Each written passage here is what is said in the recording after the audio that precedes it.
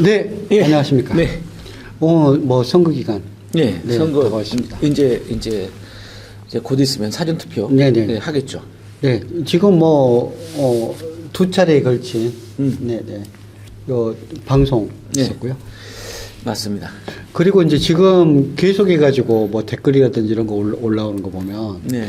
야 그쪽이 뭐 너무 많이 올라왔기 때문에 막 긴장해야 된다. 뭐 특히나 이제 뭐 데일리안 같은 이제 그 약간 오른쪽 예, 예. 더 오른쪽인 예, 예. 예, 뭐 이런 데에서는 이제 뭐 한 자리 예. 수치로 뭐 줄어들었다. 그래가지고 이순석하고 단일화하면 넘는다. 뭐 이제 그런 프레임이죠. 네네. 예. 그런 프레임인데 웃긴 소리다.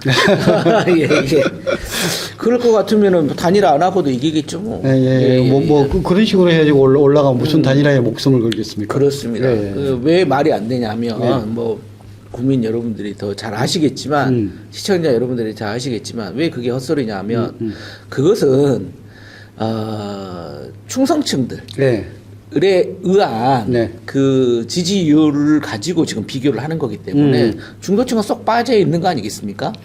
그리고 이번에 나온 거 보니까 제일 큰 게 네. 갤럽 조사도 그렇고 이제 우리가 이제 보통 보수, 네, 중도, 네. 진보, 네, 그다음에 네, 네. 무당층 이렇게 그렇죠. 보통은 이제 나눠가지고 네. 설문조사를 하는데 거기에 대해서는 보정을 안 한다고 그래요. 네, 그러니까요. 계엄 세력, 내란 세력대에 어떤 대한민국의 민주주의를 회복하려고 하는 이런 구도기 때문에 네. 절대로 이번 선거에서 그렇게 될 리는 없다. 뒤집어질 일이 없다. 없다. 그리고 국민의힘이 사실은 대통령 후보를 낸 게 맞습니까? 아니 엊그제까지만 해도 그 내란 세력들에 대해서 굉장히 옹호를 하고 그랬던 것도 웃긴 일인데. 선거 반대해야 되는 거 아닌가요? 그러니까요. 예. 왜 그러냐면 이제 윤석열이 죄가 없고 그죠. 내란이 정당한데 다시 윤석열이 다시 돌아올 거기 때문에 네. 그것이 잘못된 거다. 그렇죠. 그리고 이제 복권 시켜야 된다. 네네. 뭐 그리고 또 웃긴 게 만약에 네. 이걸 만약에 국민의힘을 또 지지를 해줬어요. 가 됐어요. 그러면 윤석열은 사면 복권 되는 거예요. 네. 그걸 국민들이 그걸 원하겠느냐. 아니 그러니까 사면 복권 되면 이거 뭐 본인이 2년 정도는 또 못했기 때문에 그것은 요 다음 대통령 선거하고 관계없이 2년 정도는 또 보장을 해주고 그 대통령 2년 동안 더 해줘야 된다. 이런 이야기 할 사람들 아닌가요? 뭐 충분히 지금까지 상식을 뛰어넘는 너무 많은 걸 봤기 때문에 예. 그걸 뭘 한들 이제는 놀랍지도 않을 정도다 이런 거죠. 그 이야기하다 보니까 이제 생각나는 게 뭐냐면 여론조사 이야기하다 보면 명태균 생각나지 않습니까? 근데 명태균이 왜 갑자기 네. 국민들의 관심을 받게 된 건가요? 그게 사실 선거와 관련된 거고. 네, 맞습니다. 근데 문제는 그 사람이 선거와 관련해가지고 한 일은 딱 한 가지밖에 없거든요. 네. 여론조사. 맞습니다. 예. 여론조사를 사실은 조작이라고 했던 표현이 맞나요? 하여튼 자기가 유리한 대로 뽑았잖아요. 마사지를 해버렸다. 마사지를 했죠. 네. 어찌됐든 그게 기술인지는 모르겠습니다만은 그걸로 인해서 여론 조작을 한 건 맞죠. 그러니까 이제 명태균이 했던 방식하고 똑같은 방식이 정말 쉽구나. 네. 왜 그러냐면 거기에 대해서는 보정 안 해도 된다. 네. 진보 뭐 보수 해가지고 하는 것에 대해서는 보정하지 않는다. 네. 보정 않다 보니까 어떻게 된다. 저번 조사에 비해 가지고 이번 조사는 보수층이 엄청 뭐 100몇십 명 더 많게 1000명 중에 맞습니다. 이렇게 하면 요 김문수가 또 한 7% 정도 올라가고 네. 뭐 정반대로 해가지고 뭐 정반대로 하는 경우는 없더라고요. 뭐 네. 진보가 뭐 숫자가 뭐 100명 이상씩 뭐 보수보다 많고 해가지고 여론조사에 했던 뭐 여론조사 결과는 본 적이 없기 때문에 네. 왜 반대로는 안 하는지 모르겠어요. 보수가 이렇게 우위로 하는 여론조사는 야 그거 뒷돈이 없으면 이렇게 하겠냐 명태균 같이. 그 뒷돈 플러스 네. 저는 뭔 한 자리 바라는 거죠. 아, 예. 거기 아니면 명태균이가 계속적으로 했던 건 그 장사예요. 네. 인사 장사였잖아요. 네. 한마디로 말하면 내가 너를 이렇게 자리에 앉혀놓고 그때부터는 인사 청탁을 계속 하는 거죠. 네네. 어디 자리에 누구 꽂아주세요. 누구 꽂아주세요. 그 사람들로부터 돈을 받아버리는 거잖아요. 이게 인사 장사라고 하지 않습니까? 그것도 뭐 1,000만 원, 2,000만 원 이렇게 받겠습니까? 억 단위, 10억 단위로 받았겠죠. 예. 뭐 그런 걸. 거기다가도 또 있잖아요. 월급도 이렇게 반띵 해가지고. 차라리 뭐 수억을 받는 게 낫겠죠. 네네네. 하여튼 뭐 그런 걸 했던 사람이 명태균이니까 네네. 명태균이는 사실은 선거만 되면은 자기의 어떤 그 한몫을 잡을 수 있는 그러한 기회의 장소, 네네. 기회겠죠. 네네. 예. 이제 또 하는 것이 두사부일체 네. 뭐 그런 이야기가 있었는데 이제 완전히 통일이 된 것 같아요. 이제 다른 게 아니고 옛날에는 정치인이 말하면 야, 술 먹고도 뭐 음주운전 안 했다고. 예. 예. 그런 이제 말 안 되는 소리. 네네. 술 먹고도 뭐 안 먹었다, 입만 댔다. 네네네. 뭐 넘긴 적 없다, 알코올을. 네. 얼굴 빨개 가지고. 네네네. 이런 이야기를 정치인만 하는 줄 알았거든요. 네, 예. 근데 나중에 이제 김학의를 보니까 검사들도 그러더라는 거예요. 그거는 참. 그러니까 이렇게 그 이야기의 카르텔 지금 행정처장이 나와 있지 않습니까? 네네. 머리 하얘가지고 네네. 그 법원에 법사위 네. 그 지금 청문회장에서 언제나 나와가지고 천 처장이던데. 네네네. 자, 그 김학의 국민들이 다 봤습니다. 저 얼굴이 누굽니까? 아무리 흐리다게 모자이크가 돼 있어도 다 그 사람 아니었을까요? 네. 근데 아니래. 특정할 수 없대. 무죄를 내린 사람이 그 양반이었대. 그러니까 이게 천대협병. 예. 근데 뭐 문제는 이제 그 부분이 행정처장으로 있다 보니까 네. 뭐 어떻게 보면은 정치인 그다음에 이제 신뢰해야 된다는 검사 네. 마지막 남은 것이 이게 요 사법부의 네. 한 축인 어떻게 보면 중심인 판사님들까지도 이게 이제 직위원 판사 어떻게 보십니까? 뭐 저는 사실은 이제 솔직히 말씀드리면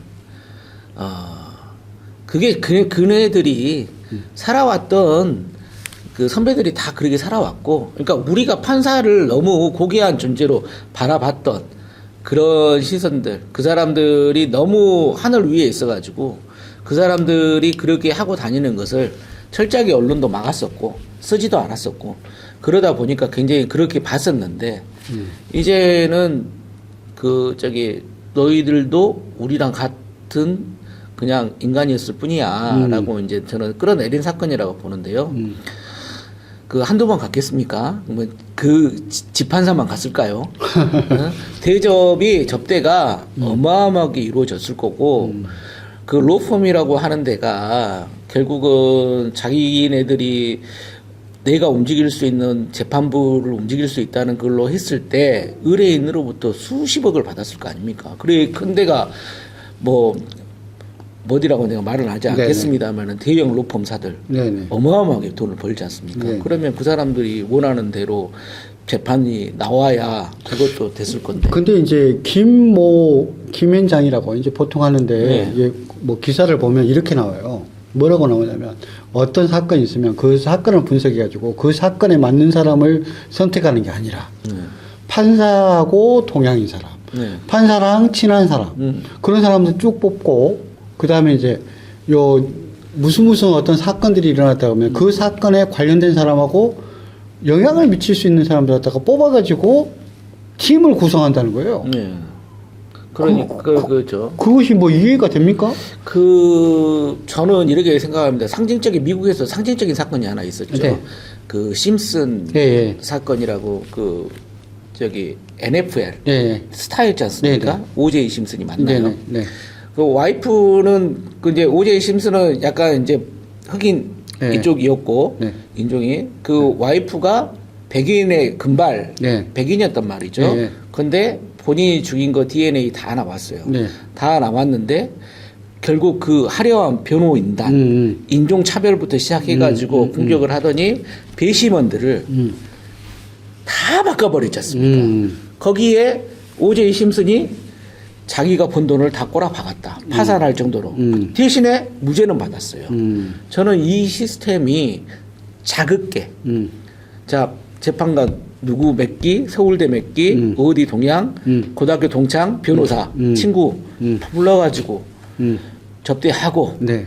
뭘 줬는지는 모르겠지만 그렇게 다 그런 거 아니겠습니까? 근데 제가 이제 가장 경하게 했던 게 뭐냐면 좌석 배치가 네. 단란주점하고 룸사롱하고 틀리지 않습니까? 왜 그러냐면 네. 룸사롱은 어떻게 되냐면 이쪽 자리로 가고 싶으면 네. 옆으로 가가지고 들어가는 자리 시스템은 안 돼 있어요. 네. 우리가 조폭 영화를 보면은 이제 이렇게 쭉 돼 있고 테이블이 있고 테이블과 그 의자 사이로만 왔다 갔다 하게. 예. 그러면 제일 상석에 있는 사람은 이렇게 앉아 있고 예. 이게 이어져 있다는 거죠? 예. 그렇기 때문에 뭐 테이블 뒤로 그 의자 뒤로 왔다 갔다 해가지고 뭐 들어가거나 그러지 않지 않습니까? 근데 그걸 갖다가 단란주점이다라고 룸사롱을 영업은 단란 주점 네. 그러니까요. 왜 그냥 룸살롱이라고 이야기하시면 될 건데 네네. 그런 것도 단란 주점이다. 네네. 이름이 단란주점이니까 이종이니까 일종 아니다. 뭐 심하게 이야기하는 것 같아가지고. 그리고 또 이준석은 지금 발뺌을 하고 있는데 거기 개혁신당 네. 거기 유명한 의사 선생님 나오셔가지고 50대 이상 남자 중에서 저런 데 안 가본 사람이 어디 있냐. 저는 맨날 간다. 그 이야기를 듣고 굉장히 충격이었거든요. 네. 어떻게 맨날 갈 수가 있나요? 뭐 자리에 한 번 하면 저는 모르겠습니다만 수백만 원씩 든다면서요. 네네네. 그걸 어떻게 가요? 아니요. 기자님이 안 가시면 도대체 누가 가는 겁니까? 아니 그 수백만 원을 누가 대주지 않은 바에는 자기 돈으로 그거 먹을 수 있습니까? 일반 시민들이? 제가 생각에는 그렇습니다. 그러니까 기자님들 중에서도 일부 하는 사람은 자기가 필요한 뭐 기사 써주기도 하고 뭐 누구 이렇게 소개시켜 주기도 하고 이권에 뭐 이렇게 개입되는 기자님들 거의 숫자는 적잖아요.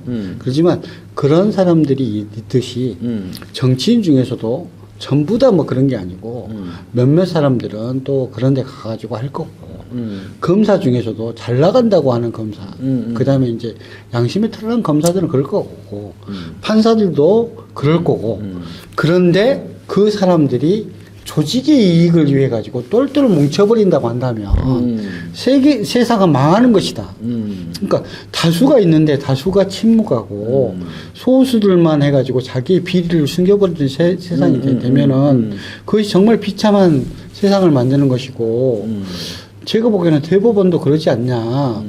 자기 조직을 지키는 것이 중요하냐 아니면은 실제로 아닌 건 아니다라고 이야기하는 것이 중요하냐. 그렇죠. 썩어가는 것을 갖다가 저는 어찌 됐든 이게 지금 잘 됐다고 생각을 하고요. 네. 지금 대법관도 예전에는 굉장히 뭐 이제 국민들로부터 신뢰를 받고 뭐 신뢰를 받았는지 아니면 무서워서 그랬는지는 모르겠습니다만 그런 사람들이었는데 지금은 이제 국민들이 대법관의 실체를 알았고 검사의 실체를 알았고 판사의 실체를 알았어요. 그러니까 모든 분들이 그러지 않는데 그 조직을 지킨다는 것 때문에 그렇게 도드라진 사람들에 대해서 손방망이 쳐버리라든지 감싸버리면 이것은 안 되는 게 아닌가. 그래서 그러니까 서민들이 일단 그 길을 이제 무시하게 되고 그러게 되면 이제 그러한 시각들이 이제 들어가면 우리가 상권 분립이라 한 것을 좀 하기가 힘드니 이제는 개혁을 해야 될 때다. 이제 이런 건 적어도 마련이 된 것 같다. 상권 분립을 잘하기 위해서 그렇죠. 개혁이 필요한 거죠. 예. 그다음에 어떻게 보면 집단 이기주의가 정말 고위층에서 또는 책임을 갖다가 엄청 가지고 있는 그다음에 권력을 가지고 있는 데서부터 조금은 이렇게 좀 정비를 해야 되는 게 아닌가라는 생각이. 예, 그렇죠. 다음 시간에 더 다음 시간에는 이제 바로 이제 선거네요. 네네네. 예. 선거에 대한 이야기, 사전 투표율 어떻게 될 것 같으십니까? 사전 투표율이 상당히 높을 거라고 저는 생각을 합니다. 근데 사전 투표율 갖다가 낮추기 위해서 노력들을 또 민주당 내부에 또 들어와가지고 쟤들 어떻게 해야 할지 모르니까 사전 투표하면 안 된다라고 주장하는 몇몇 또 이상하신 분들이 있더라고요. 사전 투표율이 높아야죠. 네. 적극 투표층인데요. 네. 예. 저는 높으리라고 생각을 합니다. 네. 예. 사전 투표 겁내지 마시고 하시라는. 네. 예. 사전 투표 적극적으로 하십시오. 네. 나 기자님의 좋은 이야기. 사전 투표율은 무조건 해라. 할 수 있으면 무조건 해라. 하는 이야기로 마치도록 하겠습니다.